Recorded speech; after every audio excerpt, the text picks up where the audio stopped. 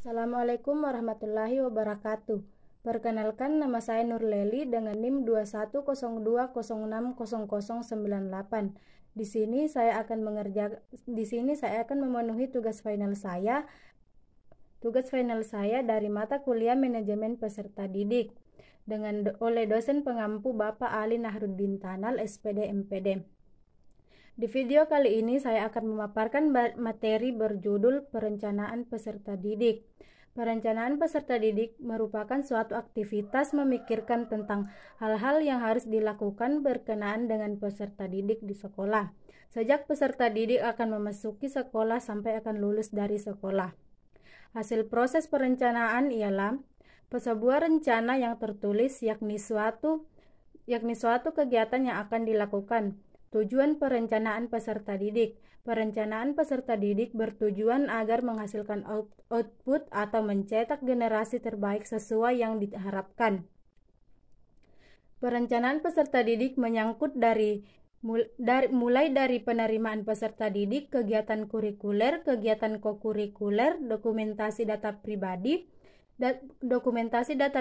siswa, hasil belajar siswa, kepindahan dan kelulusan. Sistem penerimaan peserta didik. 1. Menggunakan sistem promosi. Yang dimaksud dengan sistem promosi adalah penerimaan peserta didik yang sebelumnya tanpa menggunakan seleksi. Mereka yang mendaftar sebagai peserta didik di suatu sekolah bisa diterima begitu saja, sehingga mereka yang mendaftar menjadi peserta didik tidak ada yang ditolak. Sistem seperti ini biasanya terjadi di sekolah-sekolah yang pendaftarannya kurang dari jatah atau daya tampung yang ditentukan. 2. Menggunakan sistem seleksi. Sistem ini dapat digolongkan menjadi 3 macam. Yang pertama, seleksi berdasarkan EBTA.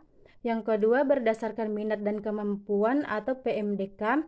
Sedangkan yang ketiga adalah seleksi hasil berdasarkan tes masuk. Penempatan dan pengelompokan peserta didik.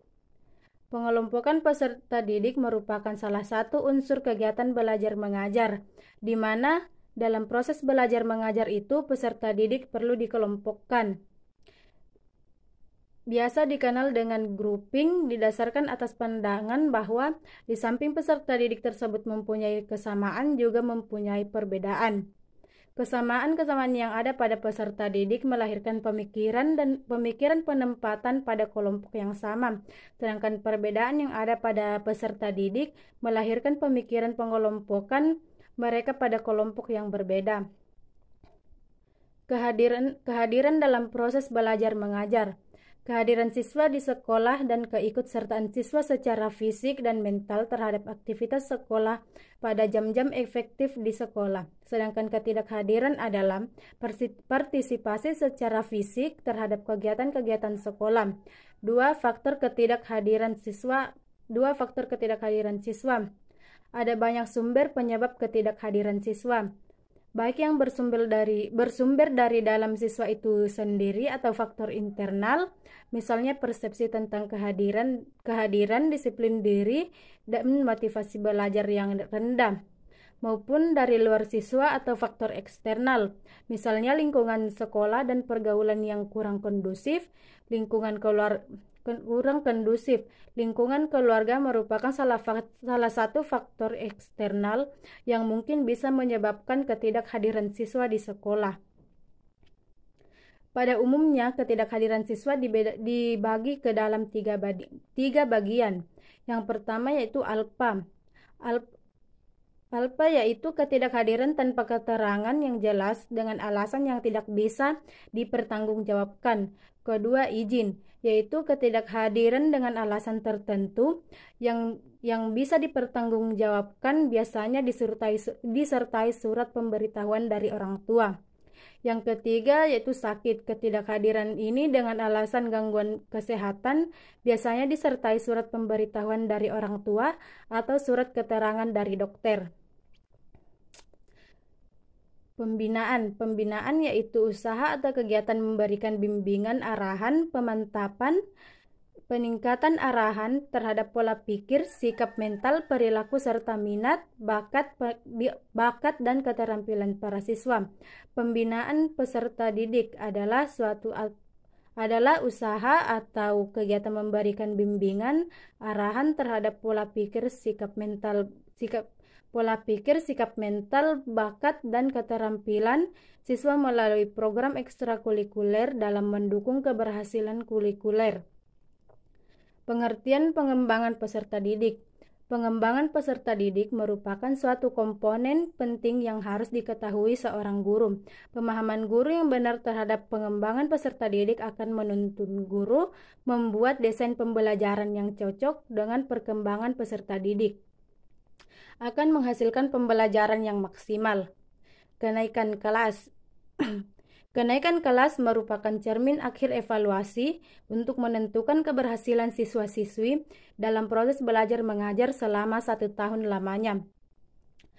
Dengan tujuan untuk menduduki atau mengikuti pelajaran pada satu tingkat kelas di atasnya.